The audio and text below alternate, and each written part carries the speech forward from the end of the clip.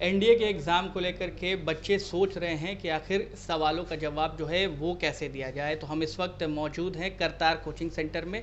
25 साल से ये संस्थान जो है वो चल रहा है और हमारे साथ संजय कुमार झा जी हैं। एनडीए का एग्ज़ाम संडे को छात्र के मन में हमेशा ये सवाल रहता है कि कैसे एग्ज़ाम जो है वो दिया जाए। अब समय नहीं है और आपकी तरफ से क्या टिप्स होगा? आप करतार में लगातार पढ़ा रहे हैं और क्या टिप्स देना चाहेंगे छात्रों को? सबसे पहले तो ये समझना होगा कि एग्ज़ाम का स्कीम क्या है। तो स्कीम ये है कि इसमें 2 पेपर होते हैं रिटन के लिए। तो पहला है वो मैथमेटिक्स का होता है। मैथमेटिक्स में 120 क्वेश्चन और सारे ऑब्जेक्टिव टाइप्स क्वेश्चन हैं। तो 120 क्वेश्चन है और हर एक क्वेश्चन का वेटेज है ढाई मार्क्स का होता है। तो यानी कि 300 नंबर का वो हुआ। और दूसरा पेपर है जिसमें कि उसको बोलते हैं जनरल एप्टीट्यूड टेस्ट। उसमें तो जैसा कि मैं बता रहा था कि जो सिंपल फंडा है कि जो इजी क्वेश्चंस हैं वो आप निश्चित रूप से उसमें गलती नहीं कीजिए, पहला चीज़। दूसरी बात है कि जो सेक्शन आपका वीक है या कोई भी क्वेश्चन जो जिसमें आप श्योर नहीं हैं अटेम्प्ट नहीं लें।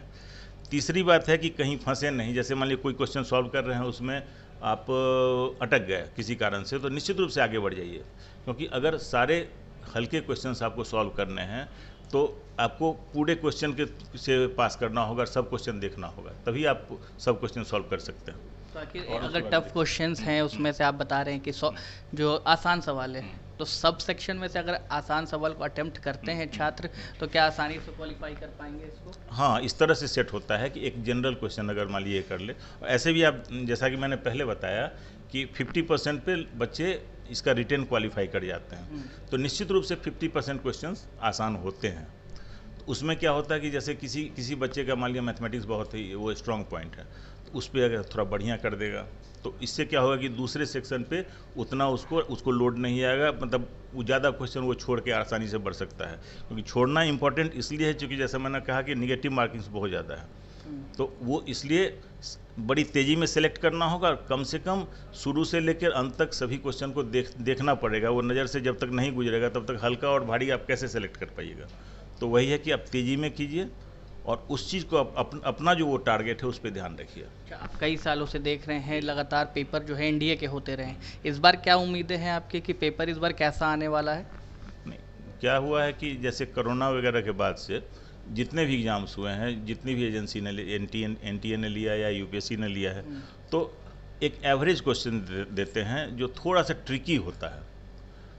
मतलब ट्रिकी कहने का मतलब है कि जैसे सीधा सीधा फार्मूला बैठाया ये कि नहीं किया, थोड़ा सा उसमें ट्रिक्स होता है।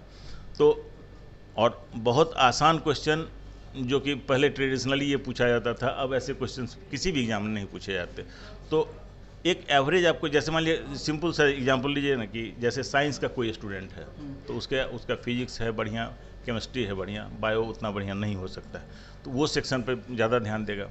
उसके बाद मान लिया कोई आर्ट्स का लड़का है जो, तो वो इंग्लिश बढ़िया से करे, हिस्ट्री ज्योग्राफी पॉलिटी वगैरह बढ़िया से करे, इकोनॉमिक्स बढ़िया से करे।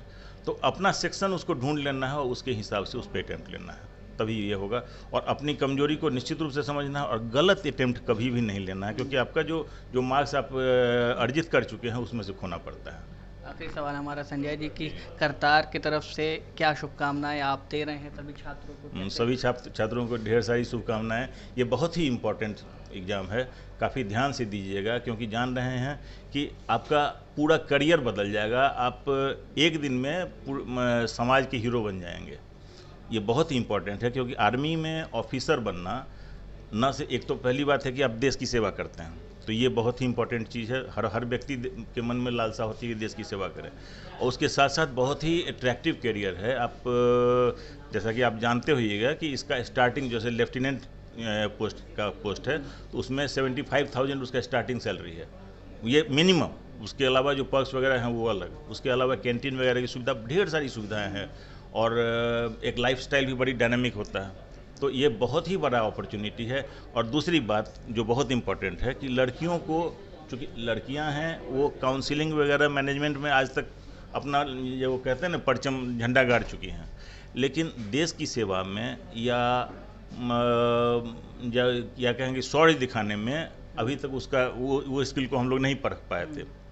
तो ये एक बहुत ही बड़ा अवसर है लड़कियों के लिए कि वो इस एग्ज़ाम में आगे आएँ अपना ये मतलब ये तो रिटन एग्ज़ाम है, उसके अलावा फिर एसएसबी होता है, वही बहुत बड़ा हर्डल है। तो कल अभी तो रिटन एग्ज़ाम है जो परसों होने जा रहा है, और ये एसएसबी है, उसके बाद होता है क्वालिफाई करने के बाद। तो अगर इसको क्वालिफाई करके लड़कियां आगे आती हैं तो वो समाज के लिए नायिकाएँ बनेंगी और समाज का रोल मॉडल बनेंगी। और उन सभी छात्रों के लिए छात्राओं के लिए जो इस बार दे रही हैं, मेरी ढेरों शुभकामनाएं हैं। करतार कोचिंग सेंटर, चूँकि ये 25 साल पुराना ऑर्गेनाइजेशन है, हमारे यहाँ से बहुत सारे बच्चे क्वालिफाई करते रहे हैं, इसलिए उम्मीद करते हैं कि हमारे भी काफ़ी बच्चे क्वालिफाई करेंगे, और मैं सभी छात्रों के लिए हमारी ढेर सारी शुभकामनाएं हैं। तो हमारे साथ संजय कुमार झा जी थे। करतार कोचिंग में हम पहुंचे थे, जहां पर हमने आपको बताया कि किस तरीके से एनडीए के एग्ज़ाम में सवालों को अटेम्प्ट करना है। वीडियो कैसा लगा कमेंट बॉक्स में ज़रूर बताएं। अगर आपने हमारे चैनल को अब तक सब्सक्राइब नहीं किया है तो जल्दी सब्सक्राइब कर लें, ताकि तमाम छोटी बड़ी खबरें आप तक सबसे जल्दी पहुँच सके।